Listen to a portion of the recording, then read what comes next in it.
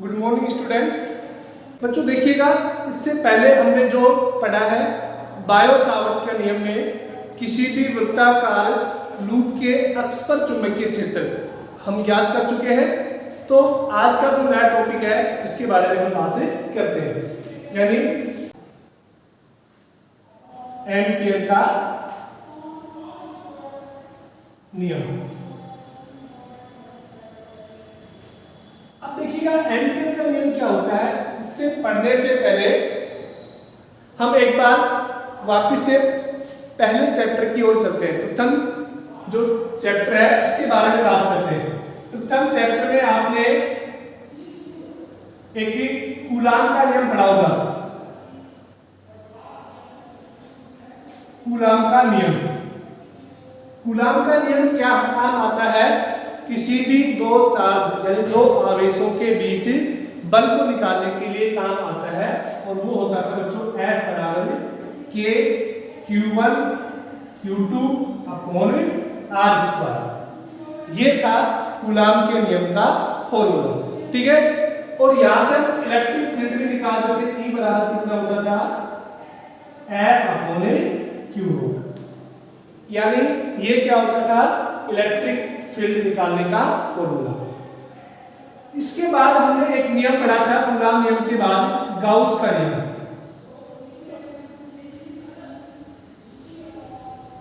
Gauss का नियम भी क्या होता था कि किसी भी पॉइंट पर जो विद्युत क्षेत्र है उसको ज्ञात करने के लिए हम एक फॉर्मूला लिखते थे। वो क्या कहता था कि E डॉट बी ए किसके बराबर होता था, Q अपॉन एप्सिलॉन नॉट। ये किसका नियम होता था, गाउस का नियम। तो यहां से हम विद्युत क्षेत्र ज्ञात करते थे। यानी कूलाम नियम का एक अल्टरनेटिव यानी एक दूसरा किसी भी बिंदु पर विद्युत क्षेत्र ज्ञात करने के लिए कूलाम नियम के अलावा एक कौन सा दूसरा नियम होता था, गाउस नियम। यानी ये कूलाम नियम का एक अल्टरनेटिव ऑप्शन होता था, ठीक है। उसी तरह से अभी आपने बायो सावर्ट लॉ पढ़ा था। बायो सावर्ट, तो बायो सावर्ट का नियम क्या काम आता है बच्चों, चुंबकीय क्षेत्र को ज्ञात करने के काम आता है। क्लियर। तो बायो सावर्ट नियम का ही एक अल्टरनेटिव होता है, यानी इसका भी एक दूसरा ऑप्शन होता है जिसको हम क्या बोलते हैं, एम्पियर का नियम। तो एम्पियर का नियम भी क्या काम आता है, चुंबकीय क्षेत्र की परिमाण को ज्ञात करने के काम आता है। तो जैसे गाउस का नियम कूलाम नियम का अल्टरनेटिव है, दूसरा ऑप्शन है, उसी प्रकार एम्पियर का नियम बायो सावर्ट नियम का भी एक अल्टरनेटिव ऑप्शन है। क्लियर।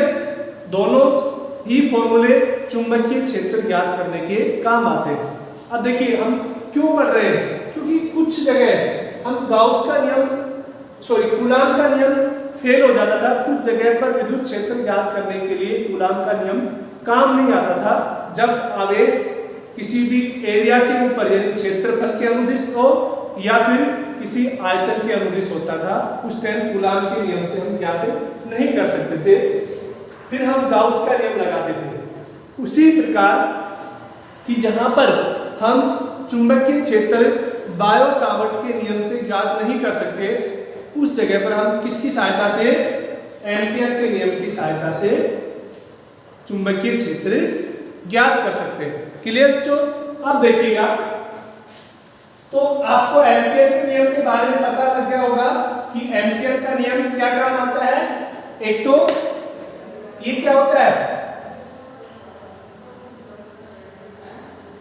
चुंबकीय क्षेत्र तथा विद्युत धारा में संबंध बताता है।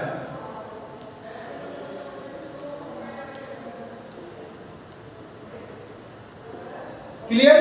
तो एम्पियर का है जो नियम, वो क्या काम करता है, तो चुंबकीय क्षेत्र तथा विद्युत धारा में संबंध को दर्शाता है, ठीक है ना। इलेक्ट्रिक मैग्नेटिक फील्ड और करंट के बीच में रिलेशन को रिप्रेजेंट करता है। दूसरा, ये बायो सावर्ट नियम का अल्टरनेटिव है। बायो सावर्ट नियम का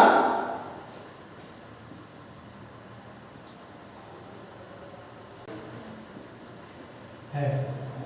ठीक है ना? तो ये एग्जाम में भी पूछ जाता है कि क्या है बायो-सावर्त नियम का विकल्प वगैरह।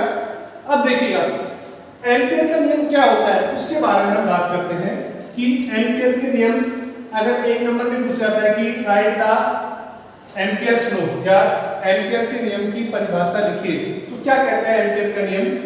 तो नियम के अनुसार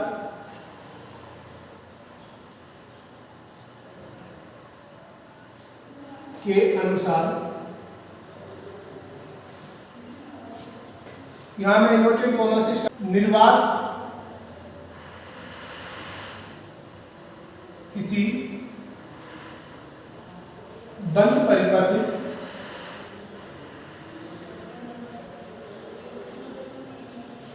के चुंबकीय क्षेत्र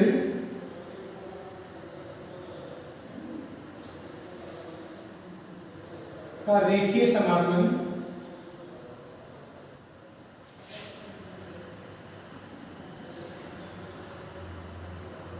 का मान माध्यम की चुंबकीयशीलता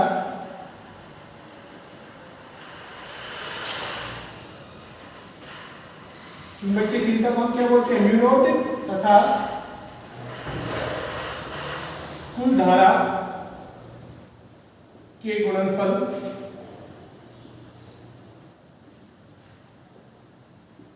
के बराबर होता है।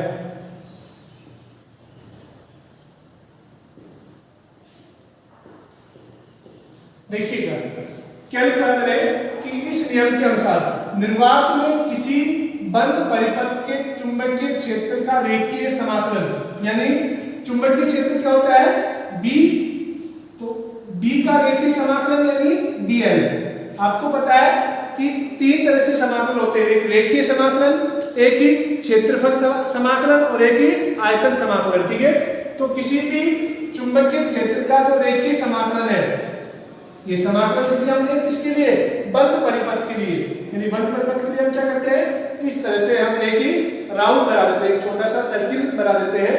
तो किसी भी एयर या हवा या निर्वात के अंदर चुंबकीय क्षेत्र का रेखीय समाकलन, ठीक है, किसके बराबर होता है? माध्यम की चुंबकशीलता यानी म्यू नॉट इनटू कुल विद्युत धारा यानी I के बराबर होता है। ये किसका फॉर्मूला होता है? एम्पियर सर्कुटल लॉ यानी एम्पियर के नियम का। यानी देखिए B क्या होता है? चुंबकीय क्षेत्र, dl क्या होता है? रेखीय, और ये किसका चिन्ह है? समाकलन का, यानी चुंबकीय क्षेत्र का रेखीय समाकलन किसके बराबर होता है? म्यू नॉट क्या होता है? निर्वात की विद्युत चुंबकीयशीलता म्यू नॉट, और I क्या होता है? उस परिपथ में जो या उस लूप के अंदर जो करंट होता है, कुल करंट वो। ठीक है, तो चुंबकीय क्षेत्र का रेखीय समाकलन किसके बराबर होता है? निर्वात की विद्युतशीलता तथा विद्युत धारा के गुणनफल के बराबर होता है। ये क्या होता है? एम्पियर का नियम। क्लियर? अब देखिएगा एम्पियर के नियम का अगर हम अनुप्रयोग की बात करें कि एप्लीकेशन क्या होता है, तो उसके बारे में हम बात करेंगे कि वह किसी धारावाही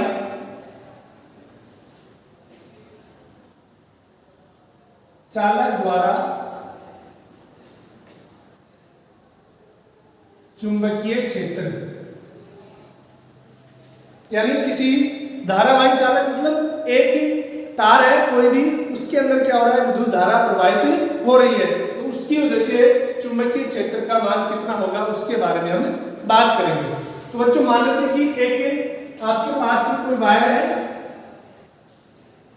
हमने माना कि ये अनंत लंबाई का कोई वायर है जिसके अंदर करंट I फ्लो हो रहा है, यानी विद्युत धारा I प्रवाहित हो रही है अपवर्ड डायरेक्शन में यानी ऊपर की दिशा में। और इस तार से हम मान लेते हैं कि R दूरी पर कोई बिंदु P है। कितनी दूरी पर? R दूरी पर कोई बिंदु P है जहां पर हमें चुंबकीय क्षेत्र निकालना है। ठीक है बच्चों। तो देखिएगा, जैसे हम गाउस के नियम में करते थे कि जिस बिंदु पर हम विद्युत क्षेत्र निकालते थे गाउस के नियम में, उसी तरह से हम उस बिंदु को एक गाउसियन सरफेस के अंदर क्या करते थे, क्लोज करते थे। तो उसी तरह से हम क्या करेंगे कि इस बिंदु P को हम क्या कर लेते हैं, एक क्लोज सरफेस के अंदर बंद कर लेते हैं। तो ये जो सरफेस होती है इसको हम क्या बोलते हैं, एम्पीरियल सरफेस, यानी एम्पियर के परिपथ। ठीक है, अब देखिएगा ये जो बिंदु P है, यहां पर हम एक छोटा सा अल्पांश मान लेते हैं dl, क्योंकि इस dl की वजह से चुंबकीय क्षेत्र आपको ज्ञात करना है।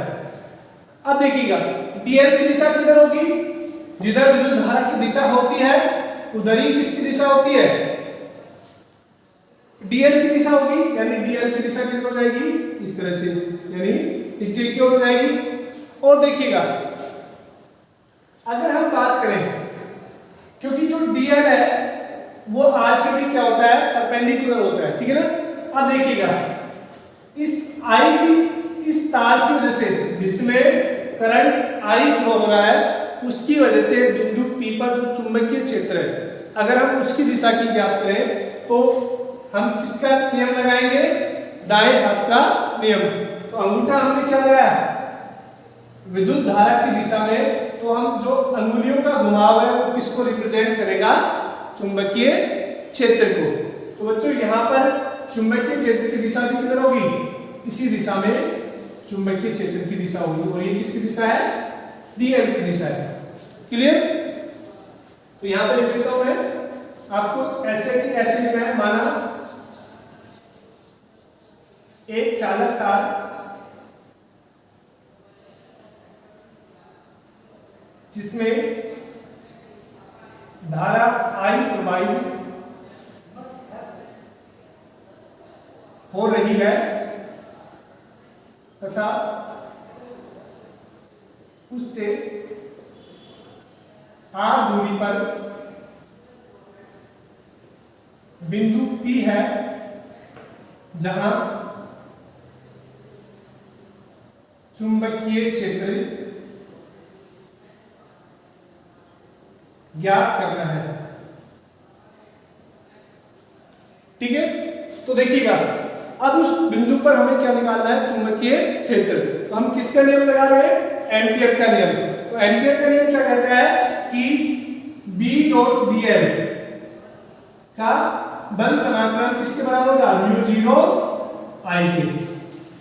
क्लियर बच्चों। अब देखिएगा यहां पर जो डॉट है वो किसको रिप्रेजेंट करता है, cos थीटा को। तो यानी अगर हम B और dl की बात करें तो दोनों एक ही दिशा में है, दोनों की दिशा क्या है, सेम है।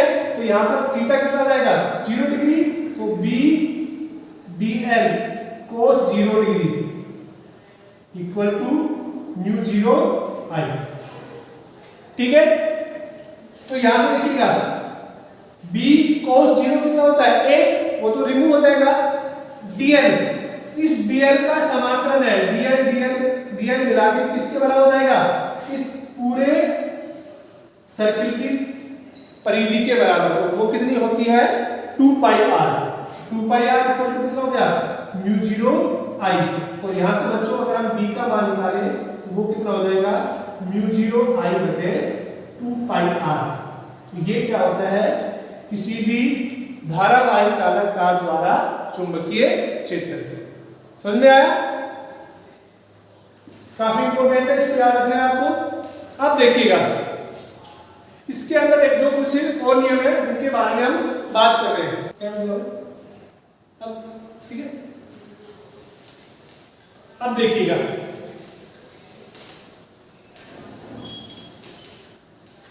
यहां से तो देखिएगा इस फॉर्मूले को देख के आपको पता लग रहा है कि म्यू 0 और 2 पाई ये दोनों तो क्या है, अचल राशियां है। यानी जो B है किसके समानुपाती है, I के। यानी अगर आप चालक तार में विद्युत धारा का मान बढ़ा देंगे तो चुंबकीय क्षेत्र का मान भी क्या हो जाएगा, बढ़ जाएगा। अगर आप इस फॉर्मूले से देखते हैं कि B है वो किसके समानुपाती है, 1/r। देखिए इसको हम बोल सकते हैं बी समानुपाती है 1/r या फिर बी व्यक्तमानुपाती है r के। तो यानी जैसे जैसे हम तार से दूर जाते हैं चुंबकीय क्षेत्र का मान भी क्या होता जाता है, कम होता जाता है। क्लियर? तो यहां से देखिएगा अगर हम ग्राफ की बात करें किस किस के बीच में, चुंबकीय क्षेत्र और दूरी के बीच में ग्राफ देखें वो किस तरह का आएगा, इस तरह का आएगा। क्योंकि क्या हो रहा है, जैसे जैसे r का मान बढ़ रहा है तो चुंबकीय क्षेत्र का मान क्या होता जा रहा है, कम होता जा रहा है। क्लियर बच्चों? अब इसके अंदर एक दो नोट और बात करते हैं हम, ये नोट कर लेना आप पॉज करके, ठीक है ना। इससे पहले जो था वो भी नोट करना है आपको। तो ये ग्राफ हो गया। अब देखिएगा जहां पर तो सिर्फ एक ही विद्युत एक ही तार है, ठीक है ना। अगर इसके अंदर मैंने एक तार यहां ले लिया, एक तार और ले लिया ऐसे, और एक तार इधर ले लिया, इसको रेड से कह देता हूं। मान लेते कि इसमें करंट जा रहा है I4, इसके अंदर I2 मान लेते, इसके अंदर I1 मान लेते, इसके अंदर I3 मान लेते। क्लियर? अब देखिएगा अब हम कैसे निकालें जब एक से ज्यादा तार हो जाए, यानी एक से ज्यादा चालक तार हो जाए उस टाइम। तो देखिए बच्चों, जैसे हम गाउस के नियम में पढ़ते थे कि जो आवेश गाउसियन सरफेस से बाहर होता है उनका चुंबकीय क्षेत्र पर कोई इफेक्ट नहीं पड़ेगा। तो यहां पर भी वही नियम लागू होगा कि जो चालक तार उस एम्पियर सरफेस से बाहर है उसका चुंबकीय क्षेत्र पर कोई इफेक्ट नहीं पड़ेगा। लेकिन यहां पर देखिएगा ये तीनों तार, ये क्या है, इस सरफेस के अंदर ही है, लेकिन दो तार के अंदर चुंबकीय विद्युत धारा की दिशा एक समान दिशा में है, लेकिन एक तार में I3 है वो उन दोनों के विपरीत दिशा में है। तो उस केस में देखिए कैसे निकालेंगे कि जो B.dl है वो किसके बराबर हो जाएगा, μ0 I1 प्लस I2, यानी जो सेम दिशा में है वो तो जुड़ जाएंगी और जो अपोजिट दिशा में वो क्या हो जाएगी, माइनस हो जाती है। इस तरह से कई बार न्यूमेरिकल में आ जाता है कि अगर तीन तार या दो तार दे दिए तो अगर करंट की दिशा विपरीत हो जाती है तो आपको पता है इस बिंदु पर चुंबकीय क्षेत्र की दिशा भी क्या हो जाएगी, विपरीत हो जाएगी। तो जो कुल चुंबकीय क्षेत्र है वो क्या हो जाएगा, माइनस हो जाएगा। तो इस तरह से क्या हो जाएगा, हम दो या तीन चार जितने भी तार हैं उनकी वजह से चुंबकीय क्षेत्र को इस तरह से ज्ञात करेंगे। अगर उनमें करंट की दिशा सेम है तो वो जुड़ जाएंगे, अगर करंट की दिशा अलग अलग है तो वो माइनस हो जाएंगे। आज के लिए इतना ही। देखिए बच्चों, इनको नोट करते रहना और साथ साथ पढ़ते रहना। मैं देख रहा हूँ हिंदी मीडियम के बच्चे बिल्कुल रेस्पॉन्स नहीं दे रहे, तो आप पढ़े और जो नहीं आता उसको दोबारा से पूछें। थैंक यू, आज के लिए इतना ही।